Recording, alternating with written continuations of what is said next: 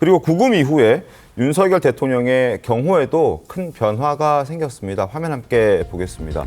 일단 예우는 없었던 것 같습니다. 윤석열 대통령 보안청사 내에 구인 피의자 대기실에서 수감 중이고 이 공간은 윤석열 대통령만 쓴 게 아니라 다른 사람들도 그 과거에 써왔던 그런 동일한 공간입니다. 그러나 함께 같은 건물에 경호원들이 혹시 있을 수 있느냐라는 궁금증이 있었는데 그렇지 않은 것으로 확인이 됐습니다. 다른 건물에 있고요. 그 건물과 건물과의 사이는 100m 정도 떨어져 있다고 합니다. 경호관들 한 7, 8명 정도가 담장 밖 사무청사에서 대기를 하고 있는 그런 상황이고 알몸 검식 절차는 없었다라고 전해지고 있고 경호차를 호송버스로 이제 교체해서 이동하고 있는 그런 상황이다라는 것까지 전해지고 있는 그런 상황입니다. 어쨌든 경호구역으로 지정이 되면서 경호원들이 그 안에 들어가서 대통령의 지근거리에서 경호를 할 수도 있지 않았을까라는 생각도 드는데 그거는 아닌 것으로 지금 확인이 됐어요? 예, 뭐 지금 교정시설에서 이제 서울구치소 네. 하고 경호처가 계속해서 협의를 좀 했었던 것 같습니다. 그러나 이 협의 결과 이 지금 윤석열 대통령에 대한 어떤 신병을 지금 책임지고 있는 것이 교정시설이기 때문에 거기에서 더 이상 경호원들이 근접해가지고 경호하는 부분들은 허락되지 않은 것으로 그런 것 지금 같습니다. 보여지고요. 지금 윤석열 대통령이 현직 대통령 신분이기 때문에 조금 더 경호에 대한 책임을 높여야 된다라는 부분도 뭐 일견 이해는 됩니다만 네네. 또 저 지금 구역이라는 곳이 많은 사람들이 함께 수용되어 있는 것 그렇죠. 아니겠습니까? 맞습니다. 그렇기 때문에 저 구역을 전체를 경호구역으로 지정하는 것 자체가 좀 무리가 있다. 그리고 지금 어차피 현직 대통령이 구금되어 있다면 아마 이 교정시설에서도 상당히 높은 수준의 그 교도관들을 통해서 경호에 만전을 기하고 있는 상황이기 때문에 그렇게 염려를 해야 할 상황은 아닌 것 같다 이런 생각이 듭니다. 알겠습니다. 네, 아무래도 헌정사상 첫 현직 대통령의 구속이기 때문에 네네. 지금 일거수일투족의 관심도가 쏠리고 있는데요. 지금 윤석열 대통령의 구치소 생활도 녹록치가 않은 상황처럼 보입니다. 구치소에서 윤석열 대통령 수용자들을 대상으로 제공하고 있는 생활복은 입지 않았다고 합니다. 네. 생활복 대신에 셔츠와 재킷, 지금 보시는 사진처럼 호송될 때 입었던 그 차림 그대로 유지를 하고 있다고 하고요.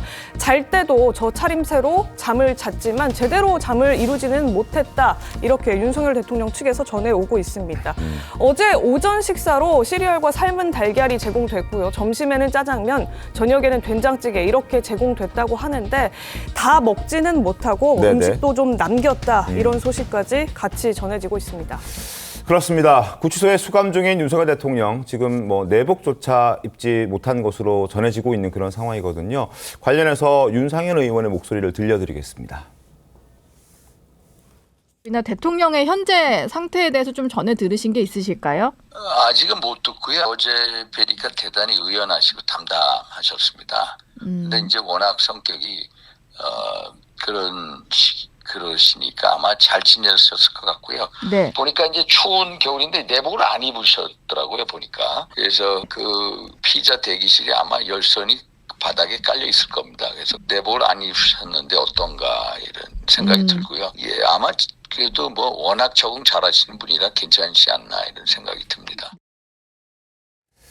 자, 어쨌든 생활하는 게 그렇게 쉽지만은 네. 않을 겁니다. 아무래도 뭐 일반인들도 저기 들어가면 쉽지 않을 텐데 뭐 대통령이 저기 들어가 있는 기간 동안 어찌 뭐 수월하게 지내겠습니까? 어떻게 좀 보셨습니까?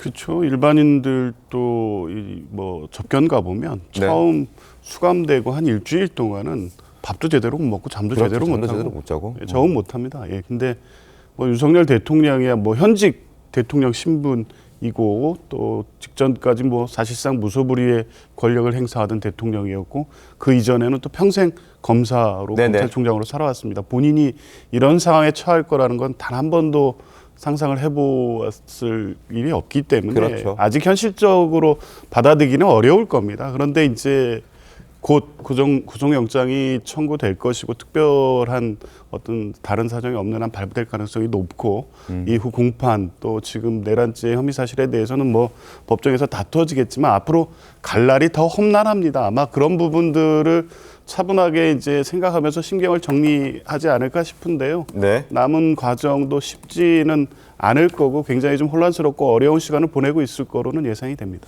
알겠습니다. 지금 조경 변호사께서는 구속영장이 이제 발부될 가능성이 높아 보인다 이렇게 말씀해 주셨는데 이 체포영장과 구속영장의 발부 기준이 좀 다르기 때문에 김광산 변호사님 어떻게 보십니까?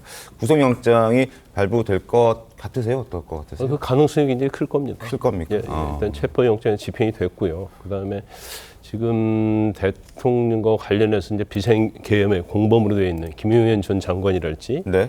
군 수뇌부들이 다 구속이 돼 있잖아요. 그러면 그러한 어떤 증거들이 대통령의 영장의 증거로서 쓰일 거예요. 네. 그러면 일단 뭐 영장 심사할 때는 그런 거에 의해서 과연 대통령이 공모했는지 여부를 보는 건데 이미 뭐 밑에서 계엄을 실행했던 사람들이 다 구속돼 있기 때문에 네. 이 계엄을 지시했던 윤 대통령에 대해서는 영장을 발부할 수밖에 없을 것이다 이렇게 봐요. 알겠습니다.